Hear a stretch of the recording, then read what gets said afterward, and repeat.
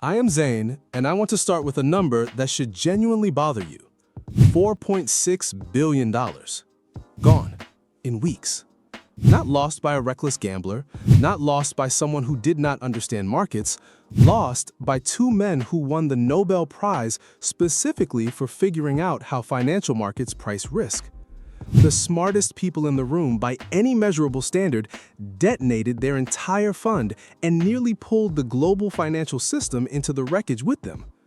Meanwhile, a man in Omaha was getting quietly, almost offensively wealthy by doing things that sound almost insultingly simple. Buying businesses he understood, ignoring the news, waiting. Same markets, same era, completely opposite outcomes. This script is not about being smart. The smartest investors alive went broke. This is about the warnings that one stubborn man from Nebraska has been repeating for 60 years. Warnings that almost everyone hears, almost everyone agrees with, and almost everyone ignores at exactly the wrong moment. Zane has spent years studying why that happens, and by the end of this, you will understand the specific mistakes that quietly destroy intelligent people's money, and exactly what each one costs in real dollars. The thread running through every mistake. Before Zane walks you through the specific warnings, you need one idea that connects them all. Every mistake serious investors make is a version of the same error, trying to be smarter than the market instead of more patient than it. Warren Buffett has described the most important quality for an investor as temperament, not intellect. Not analytical skill, not mathematical ability, not access to better information. Temperament, the capacity to behave rationally when everything around you is behaving emotionally. Every warning on this list is just a different way of losing that capacity at a critical moment. Zane calls it the price you pay for losing it, the genius tax. And the cruel irony is that the smarter you feel while paying it, the more it costs. Now, meet Marcus. He is 34, genuinely sharp, reads financial news every morning, and has strong opinions about the market. He's also about to walk straight into nearly every one of these mistakes. Not because he lacks intelligence, because intelligence without the right temperament is just a faster engine pointed in the wrong direction. Warning 1. The market cannot be timed. Marcus sold everything in March of 2020. The world was shutting down, his account was falling, and selling felt like the responsible decision. It felt like protecting himself. What he was actually doing was guaranteeing his losses and removing himself from the recovery that followed within weeks. Buffett's position on market timing has never changed across 6 decades of investing. He has stated plainly that he cannot predict short-term market movements and has no idea whether prices will be higher or lower a month from now. The man who has compounded wealth more consistently than almost any investor in history is openly admitting he cannot time the market. And yet, millions of retail investors attempt it constantly. Here's the mathematical reason why it destroys returns. The stock market does not climb in a smooth line. It does most of its work on a small number of explosive days that are nearly impossible to predict in advance. Research tracking 20-year investment periods consistently finds that missing just the 10 best trading days out of approximately 5,000 total trading days cuts your ending balance roughly in half. The additional finding that should end this debate permanently is that 7 of the 10 best days in the market historically occur within 2 weeks of the 10 worst days. The moment that feels most justified for exiting during a frightening decline is statistically the moment you are most likely to miss the recovery that follows immediately afterward. The exit costs you the entrance. Marcus is still waiting for the market to settle before getting back in. It settled without him. It always does. Warning 2. Fees are eating your retirement. There is a number quietly reducing your wealth right now. It appears on no statement in a format designed to alarm you. It triggers no notification. It simply works in the background, year after year, compounding against you with absolute mathematical certainty. Your fund's expense ratio. Buffett has written about this with unusual directness. When enormous sums of money are managed by people charging high fees, it is almost always the managers who capture the outsized rewards, not the people whose money is being managed. He demonstrated this so seriously that he bet $1 million on it. His wager? That a simple, low-cost index fund would outperform a collection of hand-selected elite hedge funds over a 10-year period. The hedge funds had sophisticated strategies, brilliant analysts, and fees to match. The index fund had no strategy, no analysts, and a fee so small it barely registers. The final result was not close. The index fund more than tripled the returns of the hedge funds after their fees were accounted for. Now, apply this to your own account with a concrete number. $100,000 growing at 7% annually for 30 years with essentially no fees becomes approximately $750,000. The same amount, the same returns, but with a 2% annual fee becomes approximately $430,000. That 2% fee did not cost you 2%. It cost you $320,000, more than 40% of everything you should have accumulated, quietly, without a single alarming moment. Just a small percentage skimmed continuously until the compounding worked against you instead of for you. Marcus pays 1.8% on his actively managed fund. His manager has underperformed the index for 4 consecutive years. Marcus has never calculated what those fees have actually cost him. Warning 3. Your own behavior is the biggest risk. Research tracking investor returns versus market returns over extended periods consistently finds the same gap. The market returns a certain percentage, the average investor captures significantly less, not because of fees alone, because of behavior. Investors buy after prices rise and feel safe doing so. They sell after prices fall and feel responsible doing so. They sit in cash waiting for clarity and miss the recoveries that happen before clarity arrives. Each of these decisions feels rational in the moment. Each of them systematically transfers money from the person making the emotional decision to the person sitting patiently on the other side. Buffett's description of the stock market has never been more applicable than it is to this pattern.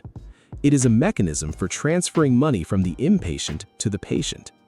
Every time Marcus sells at the bottom and buys back at the top, he is completing exactly that transfer. He is the impatient side of the equation.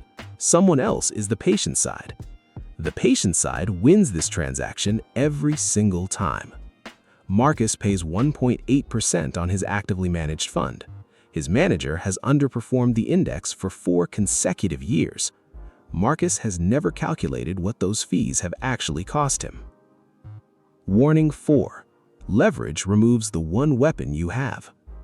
The 2 men Zane mentioned at the start of this script were Myron Scholes and Robert Merton, Nobel Prize winners in economics, co-managers of a fund called Long-Term Capital Management. Their models were elegant, their strategies were on paper conservative. To make small edges into large returns, they borrowed heavily. Their leverage ratio reached approximately 25-1. For every dollar of real capital, they controlled $25 of assets. In 1998, markets moved against their models in ways the models considered nearly impossible. At 25-1 leverage, a 4% decline in asset values wipes out 100% of your real capital. The fund lost approximately $4.6 billion. The Federal Reserve organized a rescue operation to prevent the collapse from spreading through the broader financial system. Buffett's summary of what happened is the clearest warning about leverage ever written.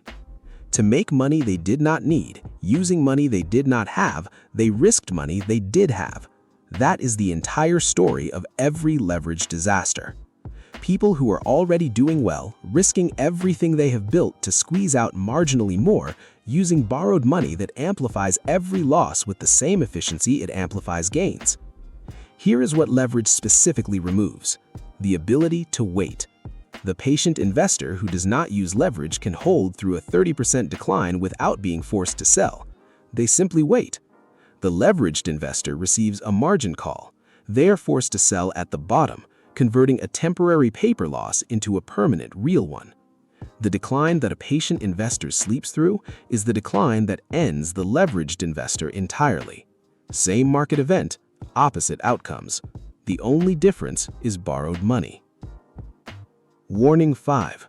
Price and value are not the same thing. Buffett's investment philosophy compresses in 7 words. Price is what you pay, value is what you get. These are 2 completely different numbers, and the entire game lives in the gap between them. Price is the number on the screen right now, set by the collective mood of millions of people responding to news, fear, excitement, and social pressure. Value is what the underlying business is actually worth based on the cash it generates over its lifetime.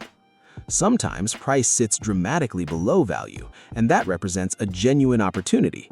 Sometimes price floats dramatically above value, and that represents a trap wearing the costume of an opportunity. Marcus has never calculated the value of anything he owns. He knows every price to the penny. He tracks his portfolio value on his phone throughout the day. He could not tell you what any of his holdings are actually worth as businesses, what cash they generate, who could take that cash away, or what a rational price for that cash flow would be. He is watching the price tag without ever asking what is inside the box. Buffett treats a stock as a fractional ownership stake in a real business. If a friend offered to sell you 10% of a local business, you would not ask what that business's price did this morning. You would ask how much cash it produces, whether that is growing, and what a fair price for that stream of cash would be. That is the entire methodology. A share of stock is that conversation applied to a public company. When prices fall sharply, the investor who understands value sees businesses on sale. The investor who only understands price sees loss and feels fear. Same event, opposite reactions, completely different outcomes over time. Warning 6. Selling your winners is the quiet disaster. When Buffett is asked his ideal holding period for a great business, his answer is always the same: forever. Not until it doubles, not until it reaches some target price, not until it feels uncomfortable to hold. Forever, as long as the business remains excellent. The reason is mathematical, and most investors never fully absorb it. Compounding does not produce returns in a straight line. It produces returns on an accelerating curve that looks nearly flat for years and then goes nearly vertical. $10,000 compounding at 10% annually becomes approximately $170,000 after 30 years. Leave it for 10 more years, and it becomes approximately $450,000. More than 60% of the total wealth accumulation happens in the final decade. The investor who sells at year 20 because growth feels slow is not just missing a few more years of returns. They are walking out of the theater right before the ending. They endured all the boring middle and gave away the payoff. Selling a great company early requires you to be right twice about when to sell and where to put the money next. Most investors who sell winners rotate into something worse because the original holding already had its run. They fire their best employee and hire a stranger to replace them. Marcus did this with a holding that had appreciated 50%. He sold it. He felt responsible. He rotated into something with more perceived upside. 12 months later, the original holding was up another 80%. The replacement was flat. He locked in a gain and gave away the compounding. Warning 7. The crowd is never a signal. Buffett borrowed the clearest framing of this from his mentor, Benjamin Graham. You are neither right nor wrong because the crowd disagrees with you. You are right because your data and your reasoning are right. The crowd is not a fact-checking mechanism. It is a large number of people doing the same emotional thing simultaneously, which is precisely what builds every bubble and crashes every bottom. Buffett's description of speculative manias is nearly poetic. He compared participants to Cinderella at the ball. Everyone knows that staying too long turns everything back to pumpkins, but the party is intoxicating. Everyone around you is getting richer by the hour, and each person is certain they will leave before midnight. The problem is that in this particular ballroom, the clocks have no hands. Marcus joined a group of enthusiastic investors during a momentum trade. The group was large and extremely confident. The confidence felt like evidence. It was not evidence. It was the sound a market top makes when enough people arrive simultaneously. He wrote it up and then wrote it back down, because a crowd can get you into a position and will never tell you when to leave. Warning 8. Cash is a slow leak disguised as safety. Here is the most expensive mistake that disguises itself as caution. After hearing about crashes and leveraged disasters and crowd manias, the tempting conclusion is to keep money in cash where it cannot drop. That conclusion is wrong in a way that compounds against you for decades. Cash does not hold its value. Inflation reduces purchasing power every year, quietly, without a dramatic moment, without a notification. A dollar kept in cash for 20 years at 3% annual inflation becomes approximately 55 cents in purchasing power. The number on the screen never changed. The ability to buy things with that number declined by nearly half. Buffett has called inflation a more devastating tax than anything legislators have ever formally enacted. It appears on no statement, nobody votes for it. It simply takes a slice of your purchasing power every year for the crime of holding money instead of owning productive assets. The long-term assets that have consistently outpaced inflation are ownership stakes in productive businesses, exactly what stocks represent. Cash is appropriate for near-term needs and emergency reserves. For long-term wealth building, cash is a guaranteed loss that volunteers to happen slowly enough that you never feel any single moment of pain. Marcus keeps 40% of his savings in cash because the market feels uncertain. The market always feels uncertain. That is not a temporary condition. That is the permanent nature of markets. And cash does not become safer the longer you hold it. It becomes worth less. Drop a comment right now and tell me honestly, which of these warnings hit closest to something you are actually doing right now? I want to know, and I read every single response. The one principle that connects everything. Zane wants to bring this back to where it started. The Nobel Prize winners who lost $4.6 billion were not less intelligent than Warren Buffett. By most academic measures, they were more formally credentialed. What they lacked was not analytical sophistication. What they lacked was the temperament to say, "We have enough.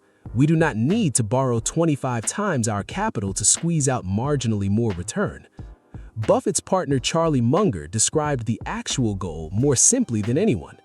"It is remarkable," he said, "how much long-term advantage comes from simply trying to be consistently not stupid, rather than trying to be very intelligent.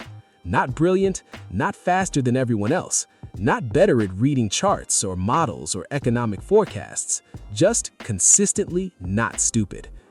Avoid timing the market, minimize fees relentlessly, control your own behavior during declines, never borrow against investments, understand what you own, hold great businesses as long as they remain great, think independently of the crowd, keep only the cash you genuinely need in the near term. None of these require exceptional intelligence. Every single one requires temperament, and temperament, unlike intelligence, is something you can deliberately build through understanding exactly what it costs you to lose it." Marcus eventually stopped checking his app 11 times a day. He moved his guesses into a low-cost index fund. He held his best position through a decline that previously would have triggered a sale. He did not become smarter, he became more patient. And patience, compounded over decades, is the only investment strategy that has worked consistently across every market cycle in recorded history. The man in Omaha proved it by buying boring businesses, ignoring the noise, and reportedly taking a lot of naps. You are completely allowed to find that simple. You are also completely allowed to copy it. If this gave you a clearer picture of what Buffett has actually been warning about for 60 years, hit the like button and subscribe to Wetrix Invest, because next time we're going even deeper into the psychology of why smart people keep making these same mistakes, and that's a conversation that'll make you a better investor for the rest of your life.